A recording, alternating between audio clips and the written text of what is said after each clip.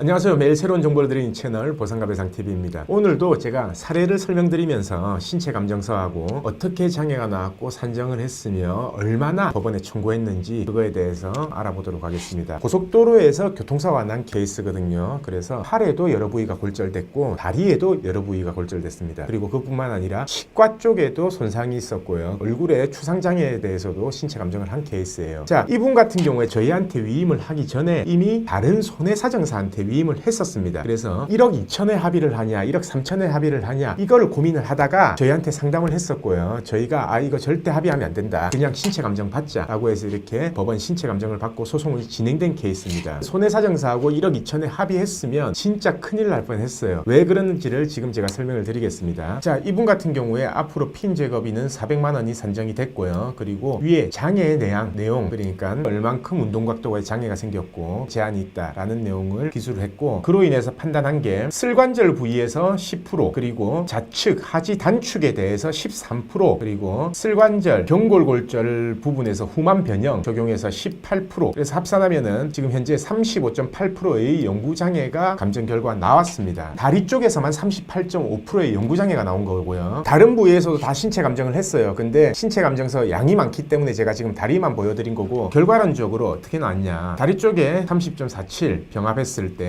그리고 치과 쪽으로 19%의 노동력 상실이 나왔습니다. 성형외과 부분에서 15%의 장애가 나왔고요. 상완골골절하고 손목관절 그 부분에서 14.4%의 연구장애가 나왔습니다. 그래서 이 4개 부위를 전부 합치니까 병합 장애율이 59%가 나오는 거예요. 저희가 신체 감정하기 전에, 소송 들어가기 전에 손해사정사하고 얼마에 합의를 하려고 했었어요. 1억 2천이나 1억 3천에 합의를 하려고 하다가 이거는 무조건 소송하자라고 해서 소송을 하게 된 거고, 이거를 계산하게 됐을 때 얼마가 나오냐면요, 우선 소득은 일용근로자임금이 적용됐고요. 당연히 사고일부터 해서 지금 현재까지 매년 1월하고 9월 바뀌기 때문에 바뀐 소득을 적용시켜야 되겠죠. 소득은 이렇게 적용이 됐고, 입원은 총 118일을 했습니다. 입원 기간하고 아까 59%에 대한 후유장애, 그거를 일실수입을 계산을 하게 되면요, 총 4억 2천이 나왔습니다. 4억 2천의 일실수입이 발생됐고요. 이 4억 2천이 59% 장애, 연구장애에 대한 금액을 계산한 겁니다. 그리고 향후 치료비가 한 400만 원 정도 나왔었고, 팔 쪽으로는 280만 원 정도 신체감정 결과가 나왔습니다. 그러니까 합의 이후에도 24주간의 통원 치료가 필요하다, 한 180만 원 정도가 소요된다라고 해서 이렇게 감정 결과가 나왔고, 결국은 치과에서도 960만 원 정도의 치료비가 산정이 됐고, 그리고 치과 쪽으로 보철을 해야 되잖아요. 이 보철에 대한 향후 치료비는 총 2,600만 원 정도가 나왔어요. 그리고 성형외과 쪽에서도 성형비 1,500만 원 정도가 나왔고, 이를 전부 합산하면요, 장애 부분 말고 신체 감정서에 나온 소송 이후에 향후 치료가 들어가는 치료비에 대해서만 해도, 항치비라고 하거든요. 항치비만 해도 5천만 원 정도가 산정이 된 거고요. 그리고 개호비 430만 원, 보조기 비용 244만 원이 산정이 됐고, 아까 59%의 장애율이었기 때문에 약 5,900만 원의 위자료를 산정을 했습니다. 그리고 이분 같은 경우에는 소송하기 전에 가지급을 대략 한 8천만 원 정도 받았었거든요. 그래서 이 가지급 받은 금액을 다 공제하고 나니까 4억 5천만 원 정도 청구가 나중에 결국은 들어간 거죠. 지금 현재 이제 판결을 기다리고 있는 경우고요. 자, 소송 전에 1억 2천, 1억 3천에 합의했으면 어떻게 할 뻔했어요? 지금 대략적으로 한 4배 정도의 금액을 산정하고, 원금입니다. 4억 5천은 원금만 4억 5천이고 이자 연 5%, 12% 이렇게 계산하고 나면요, 결국은 이 금액도 대략 한 5억 5천 정도가 나온다라는 거죠. 그리고 5억 5천 정도이기 때문에 변호사 보수 비용을 대략 한 2천만 원 이상 청구를 할 수 있고요. 그러면 결국은 이분 같은 경우에는 나중에 판결이 다 나와봐야 알겠지만 대략적으로 한 5억 7천 정도를 받을 수 있는 겁니다. 결국 소송 전에 합의를 했다면 5배가 작은 1억 2천만 원이지만 지금은 대략 한 5억 7천 정도 예상대로 판결이 난다면 받을 수 있는 거고요. 자, 딱 한 군데 부위만 다쳤다면은 정확한 부위에 대해서 장애를 산정하고 그 장애 부분만 가지고 보험사하고 합의를 할 수도 있습니다. 물론 보험사가 만약에 연구장애를 인정을 한다면, 그리고 법원 산출 방식대로 이 금액을 속가 기준대로 계산을 해준다면 합의를 할 수 있지만, 이분 같은 경우에는요, 다리에도 여러 부위, 팔에도 여러 부위, 그리고 성형외과 부분, 치과 부분, 이런 부분들이 다 종합적으로 돼 있기 때문에 이거는 사실상 감정 결과가 나오기 전에는 이렇게 금액을 정확하게 예측을 할 수가 없어요. 그래서 이렇게 복합적으로 골절, 다발성 손상이 있고 여러 부위에 골절이 있는 경우, 그리고 여러 과의 신체 감정을 받아야 되는 경우, 결론은, 그래서 이 영상을 보시는 분들 중에요, 다발성 골절, 여러 부위에 골절이 생겼고 여러 부위에 감정을 해야 된다